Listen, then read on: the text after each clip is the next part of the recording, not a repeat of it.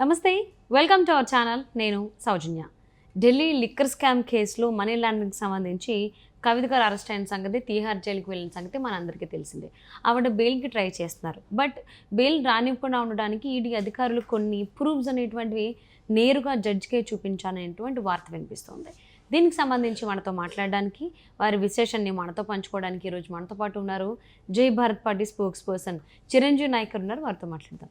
నమస్తే అండి. నమస్తే అండి. జై భారత్ అండి. సో కవిత గారు తీహార్ జైల్లో ఉన్న సంగతి, మనీ లాండరింగ్ కేసులో అరెస్ట్ అయిన సంగతి, తీహార్ జైలుకి వెళ్ళిన సంగతి మా అందరికీ తెలిసిందే. బట్ ఆవిడ చాలా రోజుల నుంచి బెయిల్కి ట్రై చేస్తున్నారు. బట్ బెయిల్ రానివ్వకుండా రీసెంట్గా ఈడీ అధికారి మీనా గారు ఎవరైతే ఉన్నారో ఆవిడ కొన్ని ప్రూఫ్స్ అనేటువంటి నేరుగా జడ్జికే చూపించారు అనేటువంటి వార్త వినిపిస్తోంది. దాని గురించి ఏమంటారు? అంటే ఒకటండి, ఇప్పుడు కవిత గారు అరెస్ట్ అయింది రీసెంట్. దానికంటే ముందు కూడా ఆవిడ మీద అభియోగాలు వచ్చిన దగ్గర నుంచి ఆవిడ బయట ఉండి ఎవిడెన్సెస్ అన్ని ట్యాంపర్ చేస్తుంది అనేసి టైమ్ అండ్ అగైన్ విన్నాము. అండ్ ఆవిడ ఎప్పుడైతే ఢిల్లీ లిక్కర్ స్కామ్ పబ్లిక్ డొమైన్లోకి వచ్చిన తర్వాత నుంచి ఆవిడ చాలాసార్లు ఫోన్లు మార్చారంట. పాత ఫోన్లన్నీ పగలగొట్టేయడాలు, వాటిని కాల్చేయడాలు అన్నీ జరిగారని ఆవిడ ఇంతకుముందు ఆవిడ అరెస్ట్ కాకముందు కొన్ని మీడియా ఛానల్స్కి ఇచ్చిన ఇంటర్వ్యూస్లో యాంకర్స్ అడిగినప్పుడు ఆవిడ చెప్పిన మాట ఏంటంటే, నేను ఫోన్లు మార్చాను, పని చేయనప్పుడు మార్చేశాను, కాల్చలేదు అని ఏదో మొత్తానికి ఆవిడ డైవర్ట్ చేసే ప్రయత్నం చేసింది. కానీ అప్పటికే ఉంది ఆవిడ ఎవిడెన్స్లన్నీ ట్యాంపర్ చేసేదానికి రకరకాల ప్రయత్నాలు చేశారు. బట్ అప్పటికే ఈడీ అఫీషియల్స్ రిక్వైర్డ్ ఇన్ఫర్మేషన్ ఏదైతే ఎవిడెన్స్ రిలేటెడ్గా ఏవైతే ఉన్నాయో అన్నీ గ్యాదర్ చేసుకొని పెట్టుకున్నారు.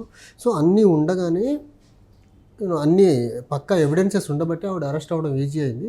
అండ్ అరెస్ట్ అయిన తర్వాత బెయిల్ కోసం ఏ ఆస్పెక్ట్లో ఏ కండిషన్స్ మీద ట్రై చేసినా కానీ బెయిల్ రాకుండా ఉండేదానికి ఈడీ అఫీషియల్స్ దగ్గర ఉన్న ఆధారాల వల్ల ఈవిడ ఇంకా జైలు లోపలే ఉండాల్సి వస్తుందన్నమాట. సో ఆవిడ ఏంటంటే ఏదో ఒక ఎమోషనల్ లేకపోతే సెంటిమెంటల్ ఇష్యూస్తో బయటికి రావాలని ప్రయత్నాలు చేస్తుందని వింటున్నాము. కానీ ఏదైనా సరే ఒక్కసారి ఆధారాలతో దొరికిన తర్వాత బయటికి రావడం అంత ఈజీ ఏం కాదు. దానికి తోడు ఢిల్లీ లిక్కర్ స్కామ్ వల్ల దాని బీజేపీకి ఆమ్ ఆద్మీ పార్టీకి మధ్య కొంచెం ఉన్న పొలిటికల్ రైవలరీ, దాంట్లో ఆమ్ ఆద్మీ పార్టీ కూడా ఇన్వాల్వ్ అవటము, దానికి ఈ బీఆర్ఎస్కి ఇటు నుంచి బీఆర్ఎస్ ఉంటాము, బీఆర్ఎస్ తర్వాత బీజేపీకి ఇక్కడ తెలంగాణలో కొంచెం పర్సనల్గా టార్గెట్ చేసుకున్నారు prime minister Narendra Modi and ఇక్కడ కేసీఆర్ గారు ఇద్దరు.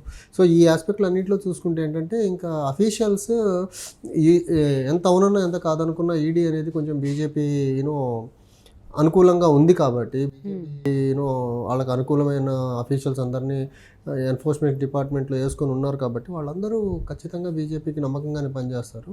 సో ఏదైతే 2018 అసెంబ్లీ 2023 అసెంబ్లీ ఎన్నికలకు ముందు వాళ్ళు పరస్పరం ఆరోపణలు చేసుకున్నారో అవన్నీ ఓపికగా విన్నారు. టైం చూసి ఇప్పుడు కవిత గారిని లోపలే అరెస్ట్ చేసి జైలుకి పంపించారు. ఇప్పుడు ఆవిడ అంత ఈజీ కాదు.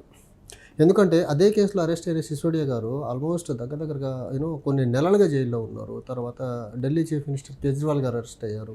తర్వాత కొంతమంది వచ్చి అప్రూవర్గా మారి ఇంకా రిక్వైర్డ్ ఇన్ఫర్మేషన్ ఈడీకి ఎక్కువ ఇచ్చేశారు. సో ఇన్ని రకాల ఎవిడెన్స్లన్నీ ప్రాపర్గా ఈడీ చేతిలో ఉండగా కవిత గారు కండిషన్స్ మీద బెయిల్ ట్రై చేసినా కానీ బెయిల్ రావడం అంత ఈజీ అయితే కాదు.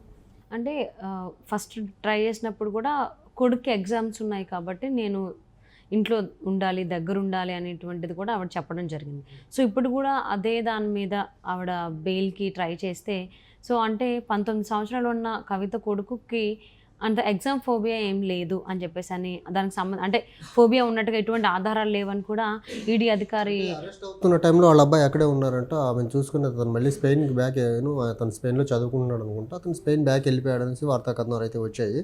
బట్ ఒకటి కవిత గారు ఇక్కడ ఆలోచించాల్సింది ఏంటంటే, ఆవిడికిలానే సామాన్య మధ్యతరగతి పేద కుటుంబంలో ఎవరైతే మద్యం తాగే కుటుంబాలు పాడైపోతూ ఉంటాయో వాళ్ళకు కూడా పిల్లలు ఉంటారు. వీళ్ళు ఈ రకంగా అధికారంలోకి వచ్చిన తర్వాత అధికారాన్ని అడ్డం పెట్టుకొని అక్రమంగా సంపాదించిన డబ్బుతో ఇంకా ఏ వ్యాపారం దొరకదండి కవిత లాంటి వ్యక్తికి చేసేదానికి.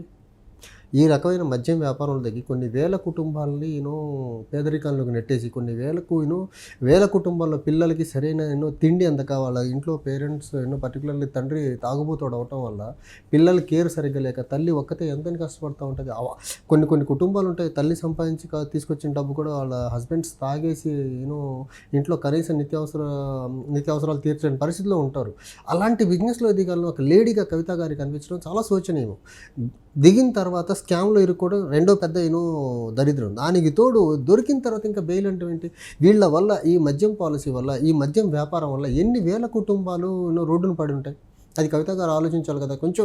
అట్లీస్ట్ ఫస్ట్ లేడీగా ఆలోచించాలి, సెకండ్ ఆవిడ ఆలోచించాల్సింది హ్యుమానిటేరియన్ గ్రౌండ్స్లో అయినా అసలు మద్యం వ్యాపారం చేయొచ్చా, మద్యం యొక్క ఇంపాక్ట్ సమాజం మీద ఎలా ఉంది, ఆ మద్యం వల్ల ఇబ్బంది పడే కుటుంబాలు ఎవరు వాళ్ళు? పేద మధ్యతరగతి వాళ్ళే కదా, వాళ్ళకు పిల్లలు ఉంటారు కదా. సో ఇవన్నీ ఇప్పుడు వాళ్ళ పిల్లలకి ఎగ్జామ్ ఉందనే కవిత గారు ఇంత తాపత్రయపడుతున్నారు జైల్లో ఉండి.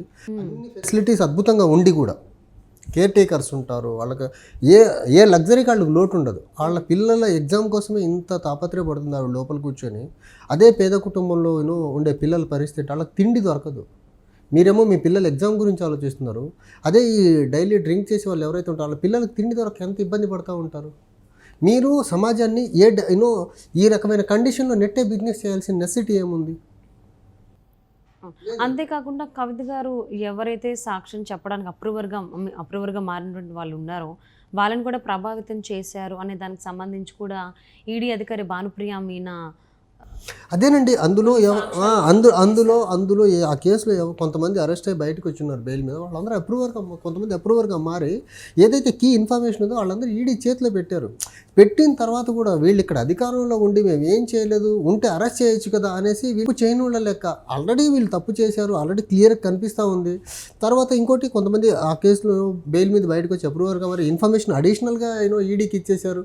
అంతా తెలిసి కూడా మేకపోతు గంభీర్యాన్ని ప్రదర్శించారు కేసీఆర్ కుటుంబీకులు, పర్టికులర్లీ కవిత గారు, తర్వాత కేటీఆర్ గారు, మన కేసీఆర్ గారు, కుటుంబం మొత్తం వాళ్ళకి తెలుసు కవిత గారు మద్యం కేసులు ఇరుక్కున్నారు. బట్ స్టిల్ మేకపోతు గంభీర్యాన్ని ప్రదర్శించి వాళ్ళు ఆల్ ఫ్రంట్లో కవిత గారిని ప్రొటెక్ట్ చేసేదానికి, కవిత గారిని సపోర్ట్ చేసుకుంటూ వచ్చారు. బట్ వాళ్ళకి అన్ఫార్చునేట్ థింగ్ ఏంటంటే పవర్లో నుంచి వెళ్ళిపోవడం. పవర్లో ఉండుంటే కొంత మేనేజ్ చేసి అరెస్ట్ కాకుండా కాపాడుకుంటూ వచ్చేవారు. పవర్లో నుంచి దిగిన తర్వాత ఇంకా వాళ్ళకి ప్రొటెక్షన్ లేకుండా అయిపోయింది. ఇంకా అరెస్ట్ కాక తప్పనిసరి పరిస్థితి వచ్చింది. సో ఇప్పుడు ఏం చేసినా ఉపయోగం లేదు. వాళ్ళు ఒకటి ఎవిడెన్స్లు ఉన్నాయి ఈడీ దగ్గర, అప్రూవర్గా మారిన అడిషనల్ ఇన్ఫర్మేషన్ ఇచ్చారు. లిక్కర్ కేసులో ఇన్వాల్వ్మెంట్ కరెక్ట్గానే ఉంది. సో ఇంకా ఆవిడకి బెయిల్ నియర్ ఫ్యూచర్లో వచ్చేదానికి ఆస్కారమే లేదు, అసలు లేదంట. నియర్ ఫ్యూచర్ అంటే ప్రెసెంట్ అయితే అదే కేసులో అరెస్ట్ అయిన సిసోడియా గారు ఉన్నారు కదా. సిసోడియా గారు ఎన్ని నెలలుగా ఉన్నారు. తర్వాత ఢిల్లీ చీఫ్ మినిస్టర్ కేజ్రీవాల్ గారు కూడా అరెస్ట్ అయి ఉన్నారు కదా. సో వీళ్ళందరూ ఇంటర్లింక్ ఒకే కేసులో.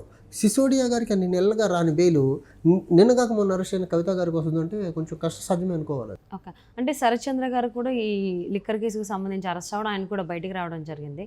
బట్ కవిత గారికి రాబెట్టమని రోజుల్లో ఇప్పుడైతే కొడుకు ఎగ్జామ్స్ ఉన్నాయని చెప్పేసి అని ట్రై చేశారు మధ్యంతర బెయిల్ కోసం. దానికైతే ఈడీ వేరే ప్రూఫ్స్ని చూపించి బెయిల్ని క్యాన్సిల్ చేయించడం జరిగింది. మరి రాబెట్టుకున్న రోజుల్లో ఆవిడ ఏ రీజన్ని చూపెట్టి ఆవిడ ఇప్పుడు ఆల్రెడీ ఈవిడ ఎవిడెన్సెస్ ట్యాంపర్ చేసింది కూడా ఎవరైతే ఈడీ అఫీషియల్ జడ్జి గారికి ఇచ్చారో అలానే కొన్ని ప్రూఫ్స్ ఉంటాయి. ఈవిడ బయటకు వచ్చిన తర్వాత ఆ కేసు రిలేటెడ్ ఎవరైతే వ్యక్తులు ఇన్వాల్వ్ అయి ఉన్నారో వాళ్ళందరినీ కొంచెం ఇన్ఫ్లుయెన్స్ చేసేదానికి అవకాశం ఉంది. కాబట్టి ఈడీ ఐ థింక్ ఏ ఆస్పెక్ట్లో కూడా బెయిల్ వచ్చేదానికి సపోర్ట్ చేయకపోవచ్చు. ఇన్ కేస్ ఆవిడ బయటకు వస్తే ఖచ్చితంగా ఎవిడెన్స్ని మళ్ళీ ఇన్ఫ్లుయెన్స్ చేసే ప్రయత్నం చేస్తారు. అదే మరి రాబోయేటువంటి రోజుల్లో ఏ రీజన్ చూపించి ఆవిడ బెయిల్ అప్లై చేస్తారో చూద్దామండి. And thank you so much for spending your valuable time with Chiranjeevi.